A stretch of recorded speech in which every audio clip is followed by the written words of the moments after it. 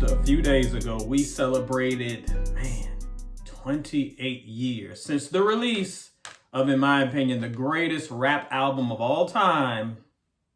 Oh, this way would help. Illmatic. And in celebration of that, what we're going to do today is rank every single release from who I believe to be the greatest rapper alive, Nasir Jones / Nas Escobar / whatever names he's got.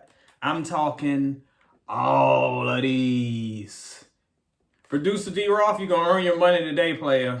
Y'all settle back, sit in. We're going to be here for a while. We got a lot of albums to rank.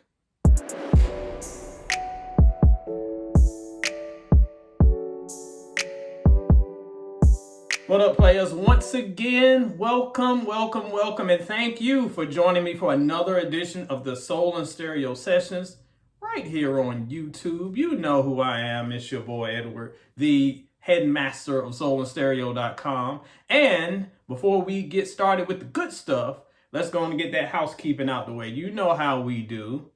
Clicking time. I need y'all to click like. Then I need a brother or sister to click subscribe. Then I need you to show some love and share this video afterwards so we can get those algorithms hot and jumping and popping so we can get some more content and more fans and all that good stuff coming. You want more videos? Impress me. Make me do something. This is my motivation. I love doing it, but it doesn't hurt when I can get some YouTube mojo behind it too. But I'm so excited because today I get to be the stand. I get to talk about one of my favorite artists, in my opinion, an artist who, even though over the past 30 some odd years, he's had his ups and downs. There have been some people that have questioned, sometimes rightfully so, his dedication, his content, his quality. But as we have seen over these years, especially today, Nas has been one of the most consistently great artists of our generation. And we're going to do that by breaking down every single one of these lovely CDs. Oh my gosh, this is like gold to me because it's so much heat. And we're going to start at the bottom, unfortunately. Ranking Nas from the bottom to the top. We all kind of know what number one is, so I know that's kind of not very compelling. But the journey will be better than the destination, players.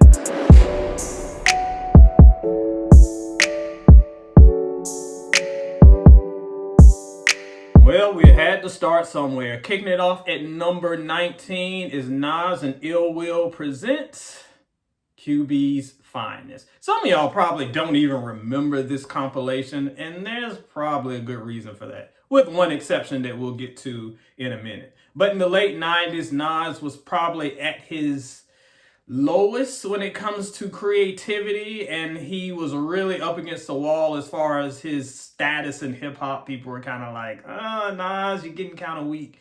And unfortunately, this album does not help that rep at all. It is the most sloppy of sloppy mixtapes. And it's odd because when you think of the concept, you would think heat. This is, as its name, QB stands for Queensbridge. So you have a compilation of Queensbridge rappers. That's Nas. That's Mobb Deep, y'all. I mean, we got Cormega, Nature, all these guys from the late 90s that we love all in one set. And you would think that this would be incredible. Instead, there are a bunch of cast-off tracks from a bunch of people you've never even heard of or people you wish you had never heard of. With one exception, the infamous Uchiwali. Yes, Uchiwali is on this disc, and it lives in infamy. Thanks for Jay-Z beating him over the head with it. Honestly, I don't hate the song. It's fine. And there are also some decent songs. Check out Find Your Wealth from Nas. There are a couple tracks here that are actually pretty solid. But overall, it's a complete swing and a miss.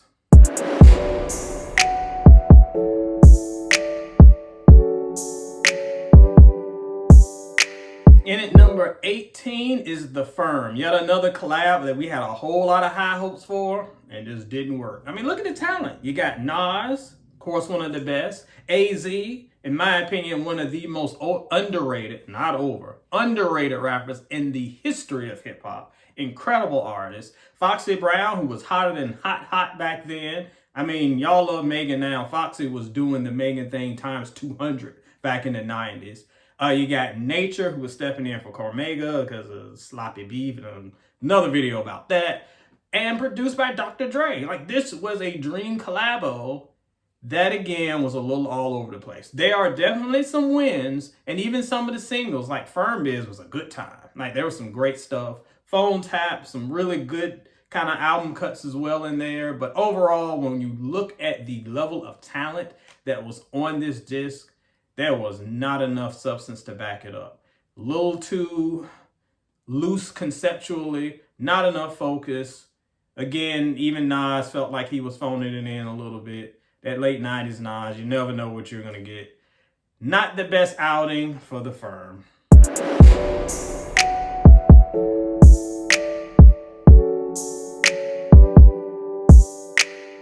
In at number 17 is the very infamous Nostradamus.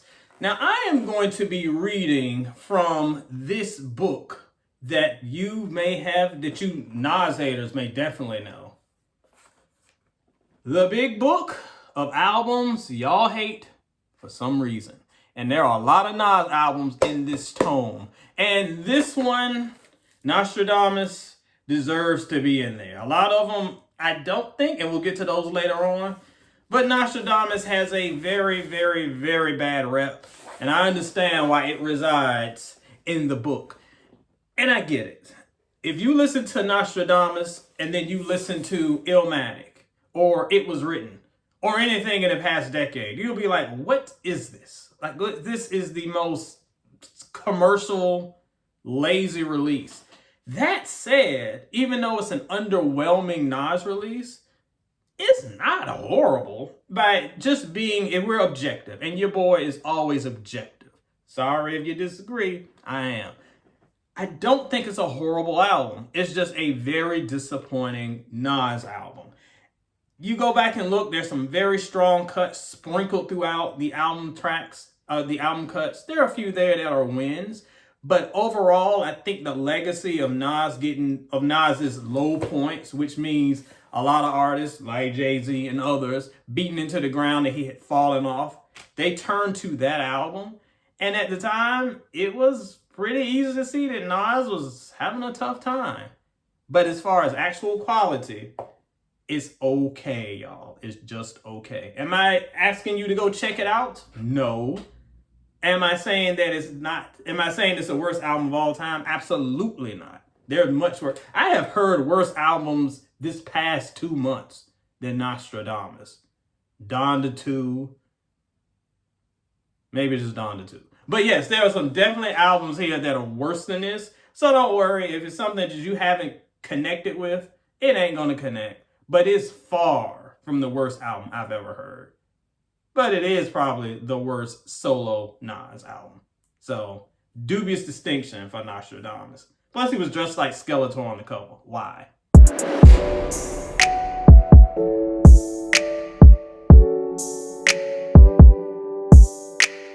Coming in at number 16, Nasir. Prominently placed in the book of albums that y'all hate for some reason.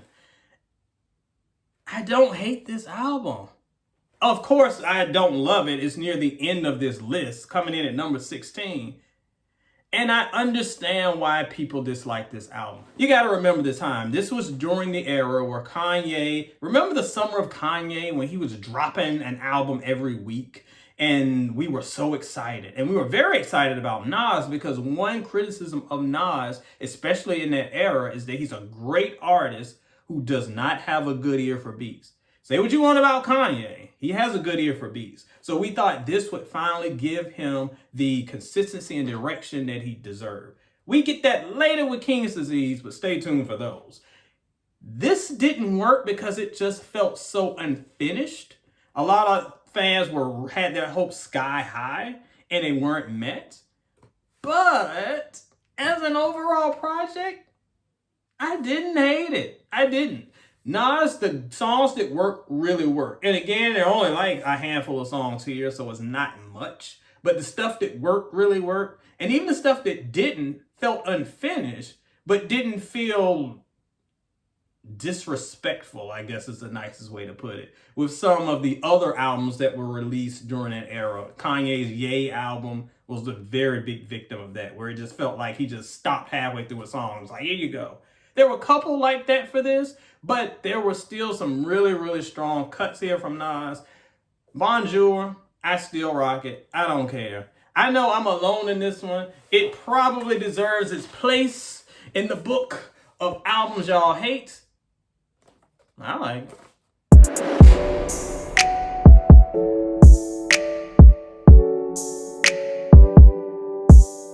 Coming in at number 15 is Nas's Street Disciple. There was this weird era around the early 2000s, late 90s, where every artist felt like they had to come out with a double disc album. Why? I don't know. Because I don't know if it was a ego thing where you really felt like you made it, or that you were legendary when you were able to drop a double disc like a Stevie or a Prince or whatever. I don't know. But most double disc rap albums are too much. Too much. And that goes for Street's Disciple. Again, though, Street's Disciple is not a bad album. There's a lot of good stuff here. It's just too much for what it is. To me, Street's Disciple is a 4.5-star album. If you pick out some of the little needless stuff, especially on the second disc where it's just clogging it up. And the concepts I actually like, especially the second. I know I'm talking about the second disc a lot. There's a stretch of songs on the second disc that really talks about Nas's family, goes into his marriage at the time, kind of maturing into a man, into a husband. And that's really content that you want to see from a growing artist. It's just some concepts are just all over the place. It's too much of a good thing. And while it's not a bad album at all, just a little too much. Trim the fat and this would be way up on the list.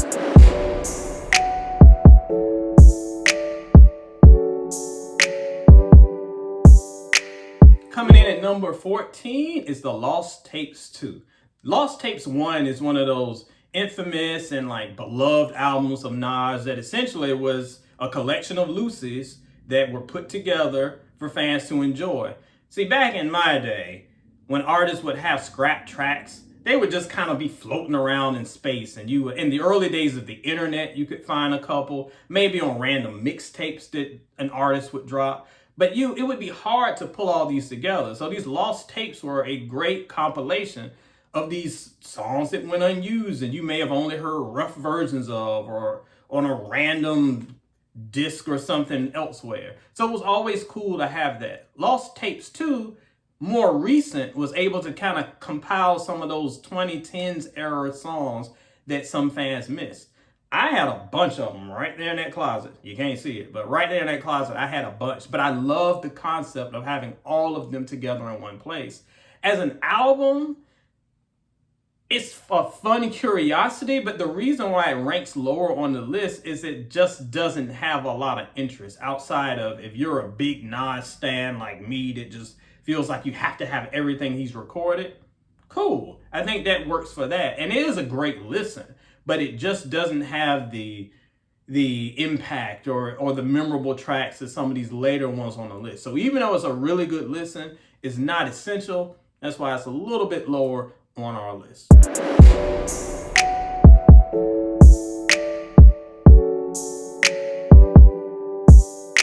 Coming in at number 13, HipHop Is Dead.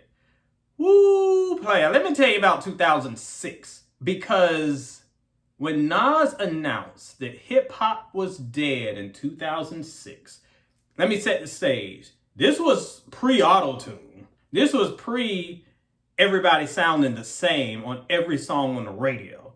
This is pre-industry really having its claws into it. This is pre-hyping up artists just due to their social media and follower count. This is before all the stuff we deal with today. So imagine 2006, where really the biggest headaches we had were the overuse of crunk and these ringtone rappers like going #1 off of these songs that you just make for your cell phones. So it was becoming, hip hop was changing, and a lot of legends were really struggling to find their place as the hip hop audience began to change over. The sound became weird. The commercialization really became heavy. And our boy Nas, again, saw the future. Nostradamus strikes again on a better album, though, and saw where hip hop was going and decided to say, hip hop is dead. I'm going to revive it. Of course, that went over like a lead balloon in some communities because they felt attacked. Imagine if he did this today. Twitter would lose his mind. This is before Twitter. And it's funny because all of that hoopla around it and all of that negative press that this album received because of that controversial title, y'all missed out on a pretty decent album. Is it as great as? Absolutely not. That's why it's number 13. But there's enough substance here that really builds upon this. Is hip hop dead?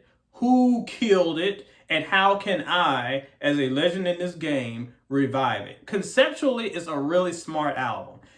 It kind of lacks a little bit because it has very few standouts. And some of the concepts are a little goofy, like the whole the weird 1920s detective thing of who killed hip hop. Nas, because every once in a while, Nas's creativity goes a little left, and that's the time that it did that. So even though I love the concept, the actual songs that are built around the concept didn't always work.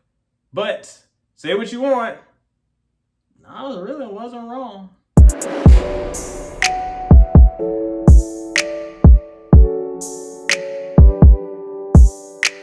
Coming in at number 12 is King's Disease, the first one. This album wound up being one of the most important albums in Nas's career. Let me explain why.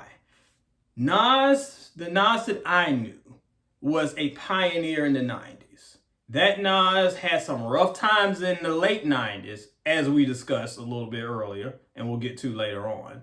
He had a career resurgence in the early 2000s, which we'll embrace and get to a little later on. But then by 2010, after the HipHop Is Dead, the scene completely changed. There's a whole new audience of hip hop fans who really don't know anything about Nas. They've heard of him. They don't really know him. I remember one of my young readers and fans saying that the first Nas album he ever heard was Nasir, which blows my mind, especially in this era where we have access to every single album almost ever made.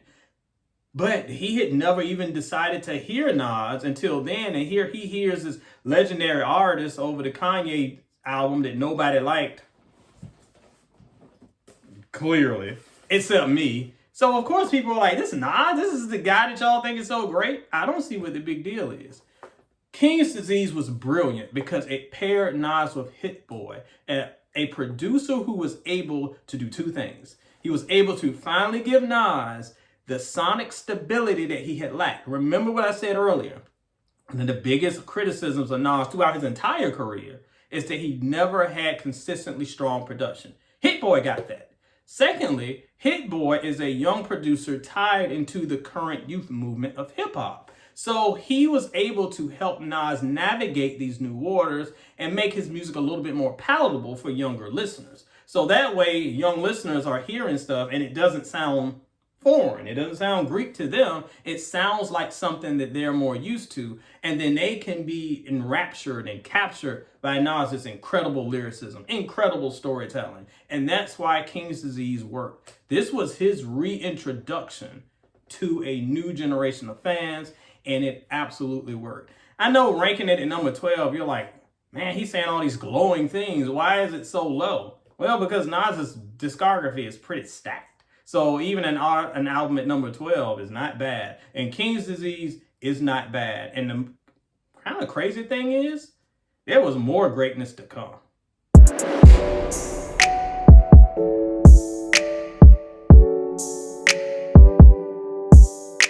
Coming in at number 11, Distant Relatives.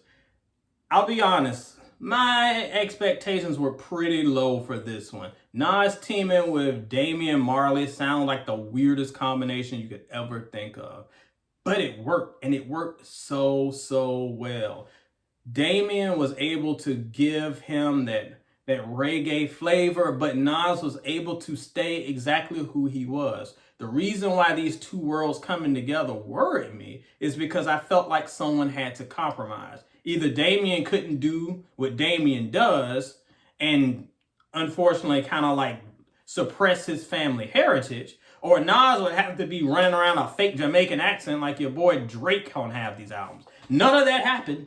None of it happened. We got greatness on both sides. A marriage of two completely different sounds for great storytelling. And really conceptually, it was a great look at the history of hip hop and how our culture is tied together to the motherland, so to speak, of Africa. I love the concept behind the album. These two work expertly. I wouldn't mind a Distant Relatives too. This one may be one of the more underrated albums in Nas's discography.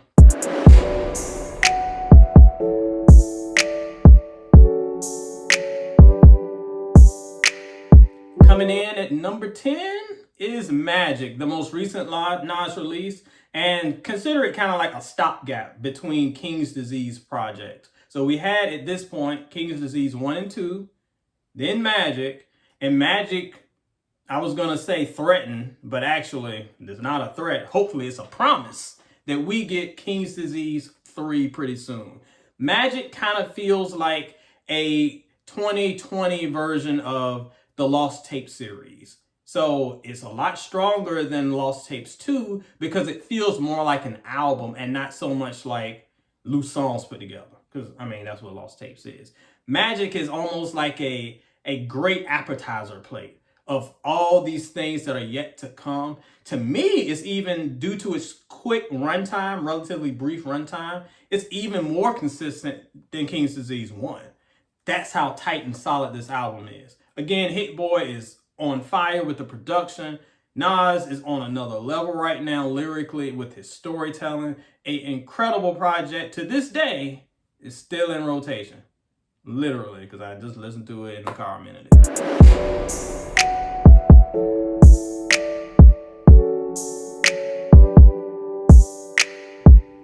Coming in at number 9 is the Lost Tapes 1. I'll give you a little bit of hip-hop history, a little Nas history behind it. That's where you come to me, players, because I can give you that history.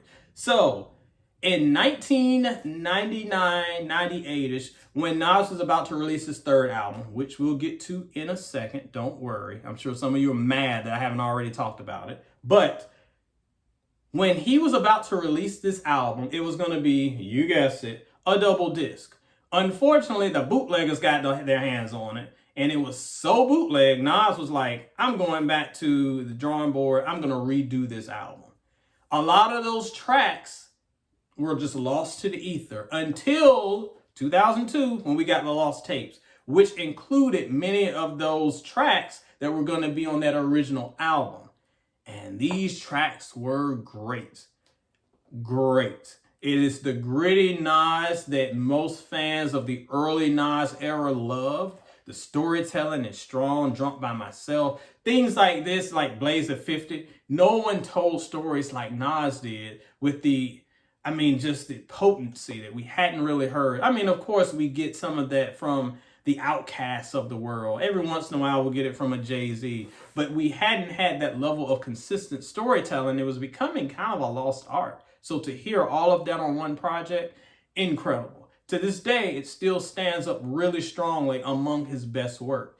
The reason why it's a little lower than the others is because, again, like we talked about with Lost Tapes 2, this does feel more like a kind of grab bag of songs. In fact, pretty much how every album sounds now, since y'all done lost the art of album making. Y'all just make playlists on Spotify and be like, album of the year. No, that's a playlist, player. That ain't an album. And along with that, Lost Tapes does kind of lack that storytelling cohesiveness because it is a collection of just loosies. But those loosies are great. And that's why this album today still has a stellar reputation.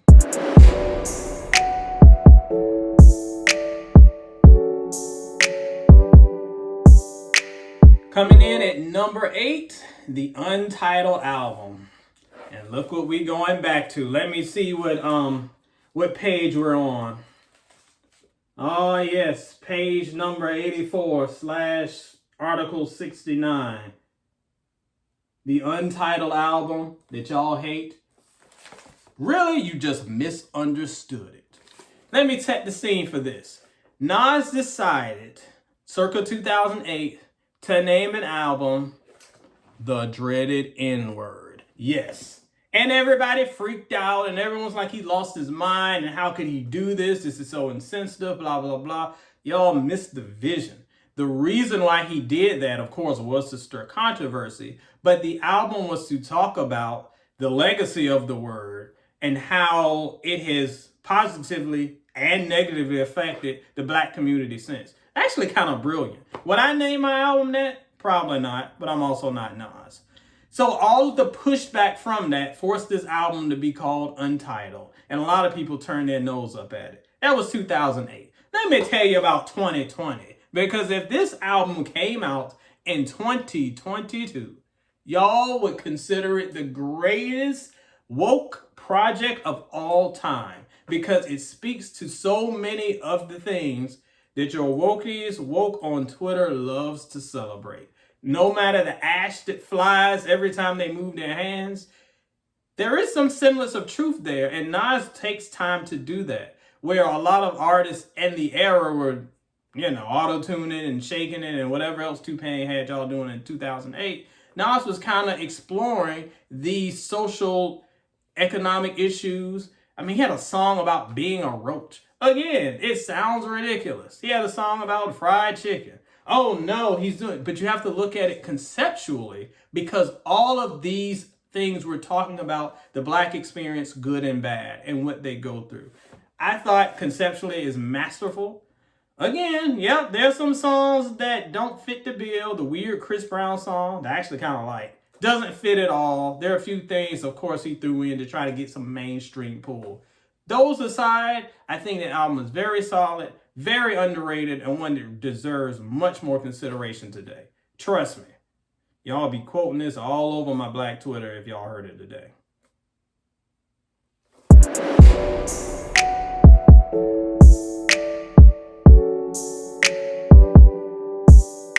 Coming in at number 7, I Am. This is the album where y'all are going to turn the video off and cuss me out because you hate it. And I don't understand why people hate it so much. I understand its legacy, but I don't know why it resides here in the book of Nas albums y'all despise. Let's go back and kind of we've already told the story a little bit, and let's kind of put it all together. So again, remember that album, that third album that got bootlegged into oblivion? This is the album we were talking about. This album that we got, I Am, was kind of Frankenstein together after a lot of those songs that were pulled off and would eventually be part of the lost tapes. This album was put together kind of quickly with some mainstream joints like Hate Me Now, which I never really liked, y'all, and a few other songs to give it some mainstream credit. So we didn't get the gritty album that we were expecting, which probably would have been close to a 5-star joint if you ask me. Instead, we got an album that leaned a little bit more mainstream, but it still works. It still works. Don't turn your nose up at it. It still works. I get the criticism because some of the hooks on some of these songs, I want to talk to the mayor and the governor and the president, K-I-S-S-I-N-G. Like, did he have his daughter Destiny? How old was she then? Like 8? Was she writing the hooks for these songs? There's some very juvenile hooks on these songs. But really, those are few and far between. People harp on the bad stuff and don't really look at the strong stuff. The first half of this album is almost bulletproof. The second half, it gets a little weak, but even then, there's some really strong cuts and some very underrated ones. The song with DMX, the song with Scarface, and of course, Nas's Like, which is, in my opinion, one of the greatest Nas songs of all time. Why did we not get the Nas and DJ Premier album? Why have they only done like maybe 6 or 7 or 8 songs together? Why don't we have a whole project? They were magic together. And this album really shows the potential of that. Maybe y'all hate it because it's not what it should have been, but I concede that what we got was pretty great. Cancel me, I don't care.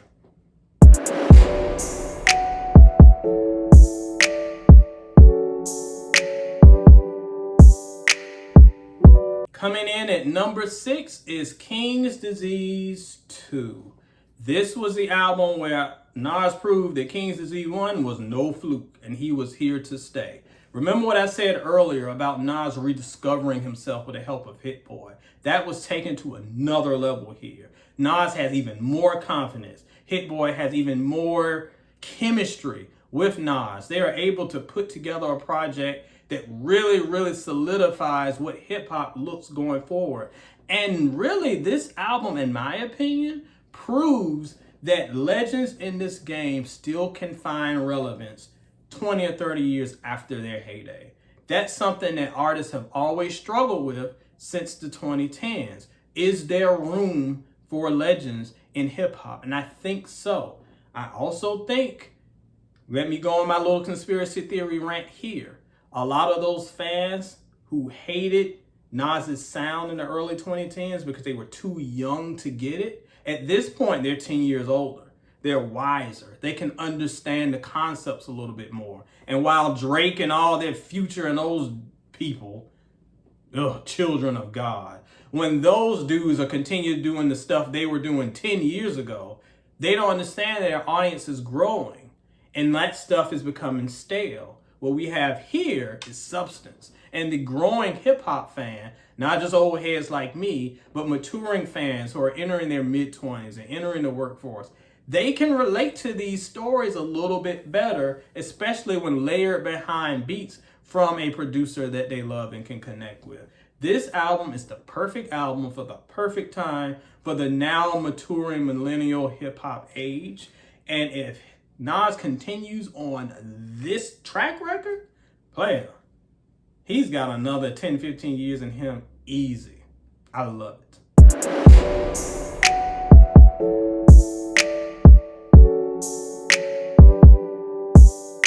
Coming in at number 5 is Nas's Godson. If you look at Nas's comeback career in the 2000s, I feel like this album is the end of the trilogy. This is the one where we go out with this huge bang. And I love it. Nas's Godson, it feels a lot different than some albums that we'll get to in a minute that came out in the 2000s. But it's almost like I Am, but a little bit more solidified because it does have the songs that give it its mainstream cred, but they're still equally Nas. I remember I didn't like the I Can song. The little I know I can be what I want to be. Because I was too old. I couldn't get it. It felt too kiddie. But there's a generation of fans who heard that as a youngster and they were really motivated by it. There are lots of fans who really came up, or their Nas kind of fandom came up with this album. And that is something to celebrate. Even though us old heads will stay on Made You Look and the more aggressive songs, it's those songs where he was able to connect with a younger audience that really pushed him forward. We had the song with his father. We had the song dedicated to his mother who passed away. Heaven, I love that song. It's one of my favorites.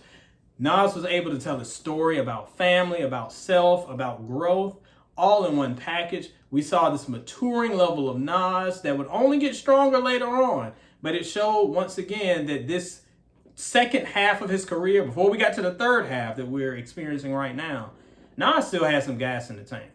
Godson was proof of that.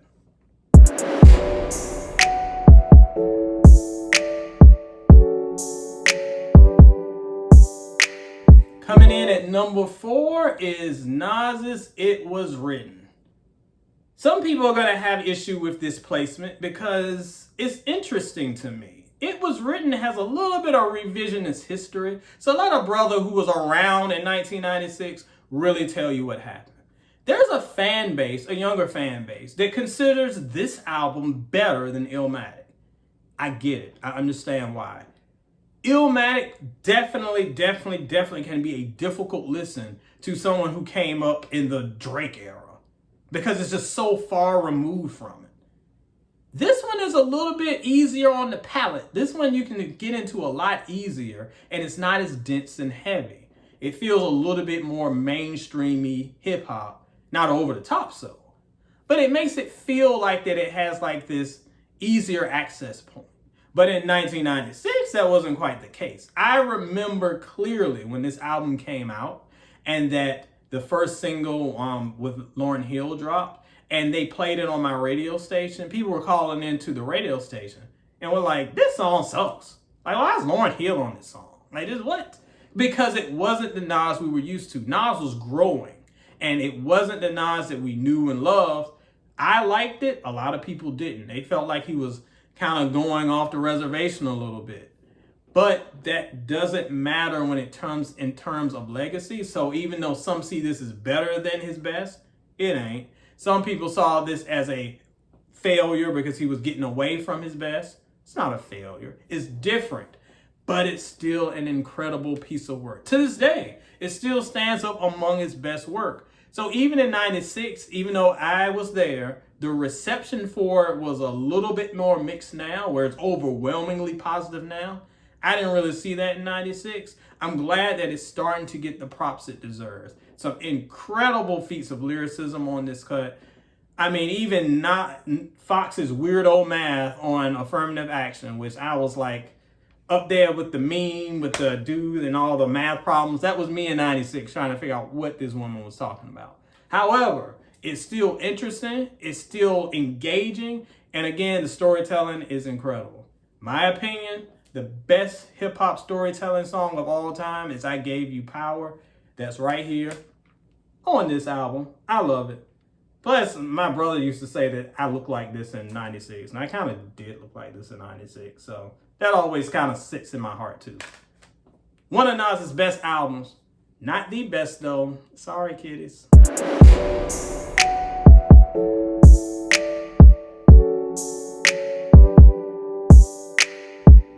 Coming in at number 3 is Life Is Good. I want y'all to remember when Jay-Z dropped 444 a few years ago. And the internet went insane. And everyone talked about how hip hop is finally maturing. And how one of the greatest legends of all time has finally learned how to write about family and write about heritage and write about being a responsible adult, because that had never happened before and we had never seen it in hip hop. And y'all are dumb, because if you listen to this video, you will understand that Nas did that 100 times before then. And in my opinion, he did it best with this album. Yes, as much as y'all like 444, Life Is Good, it's way better. Way better. Nas takes personal tragedy, his failing marriage at the time, crafts an entire album around finding yourself despite those troubles and saying, life is rough, but life is good. The production is heavenly production, and it includes some of the best Nas songs of all time, definitely of the past 10 years. As of this video, this album is celebrating its 10-year anniversary. I can't wait. I'm going to do some more stuff on that on soulandstereo.com. Go check that out, because it's one of the few albums in the past 10 years that get the coveted 5-star ranking. Yes, because from front to back, from conception to production to writing to lyricism, I'm not just talking about albums that y'all like for 10 minutes and you call it a classic.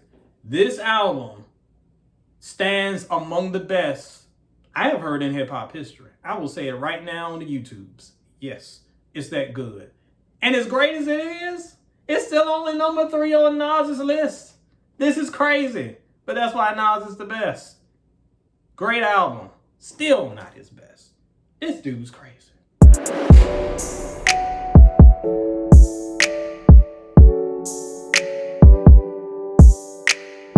Coming in at number 2, Stillmatic. I always kind of like that title. Again, let your voice set the stage. So in the late 90s, you heard me talk about it. You heard me talk about QBs Finest and The Firm and Nostradamus. And even I Am, even though I love I Am and think it's great, most people didn't.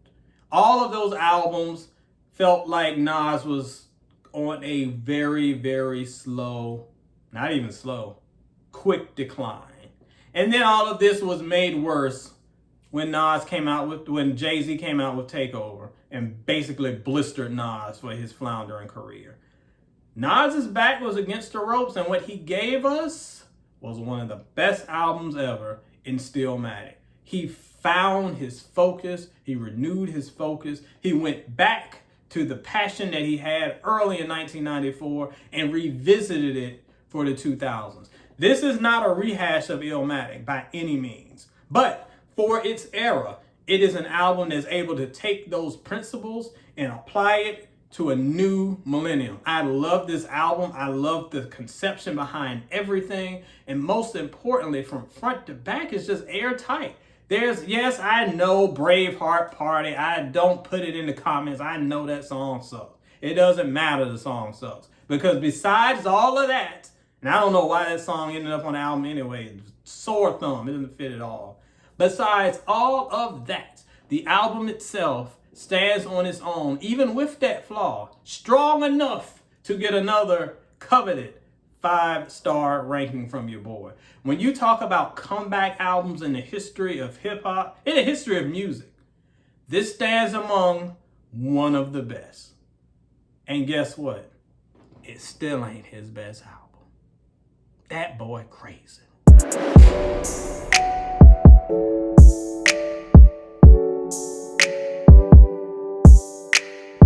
Of course, absolutely no surprise here. The greatest Nas album is the greatest hip-hop album of all time, Nas's Illmatic. Once again, it's hard to describe how important and impactful this album is if you weren't there to really witness it. If you just pull it up on Spotify today, you might be like, oh, this is good.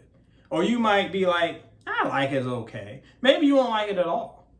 But you don't understand how impactful this album was for the history. Your favorite rapper's favorite album is probably this album. Unless your favorite rapper came out 3 years ago, and therefore his favorite album is probably some T-Pain thing.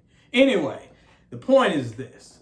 Nas in 94 was able to do something that few before him had done. We had seen it with Rakim, maybe a couple others, not too many others, but Nas was able to take storytelling, the thing that always drives me into being a hip-hop fan, and do it on this other level. Illmatic is the story of a young man living in Queensbridge who is just witnessing the world around him. Some stuff, maybe it's a friend who is locked up. Maybe it's visions of being a bigger person. Maybe it's watching the hustlers on the corner. He's able to just tell these stories in such vivid depictions. Absolutely great production for the time. Again, the one kind of criticism of the album today is the production in some songs, not all of them, but in a few songs do feel a little dated. I'll give you that. But otherwise, an absolute masterpiece of a project. No weaknesses here. You know me, I can nitpick all day long. I might move a track around here. I might say maybe they could have left this one on the cutting room floor. But when it comes to greatness, it really doesn't get better than this. There's a reason why people have stolen the kid on the album cover. They got it from Nas. The reason why Illmatic has become a term in hip-hop itself is because of Nas.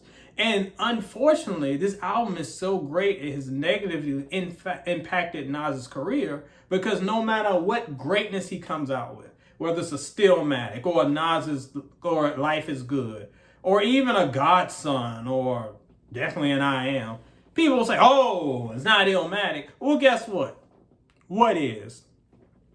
Look at all those albums back there and find one better than this one. You won't. So it's always a hard legacy that he lives up to. It will always be the unattainable goal that people expect him to reach and he'll never be able to reach.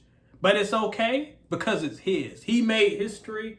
He made history 28 years ago. He continues to do it today with the King's Disease series. Nas is the best rapper alive. I don't care what some GQ article told you. The freaking Future is the best rapper alive. They've been licking rappers all right, but it ain't rap. I'll make sure I keep my words short and sweet so I don't get demonetized on this YouTube. Future, the best rapper alive. My God. D Roth, I'm hot. Anyway, let me calm down. because we're here to celebrate the best hip-hop album of all time. And of course, Nas's greatest work.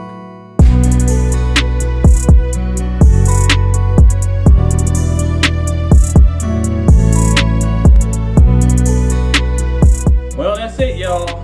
This was a long one. We went through almost 20 albums, but it was worth it. Hopefully you got some enjoyment, entertainment, and maybe a little bit of hip-hop education out of this, ranking Nas's albums from bottom to top. So you know what to do now. This is your turn. Jump into the comments. What albums do you think need to be higher on the list?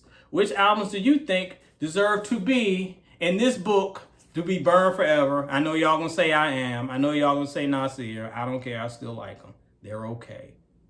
Better than Donda 2. Sorry, D Roth. Anyway, join us in the comments. Let's get the convo going. And as always, this edition of the Soul and Stereo Sessions is a wrap. Play on, players. I got a lot to play.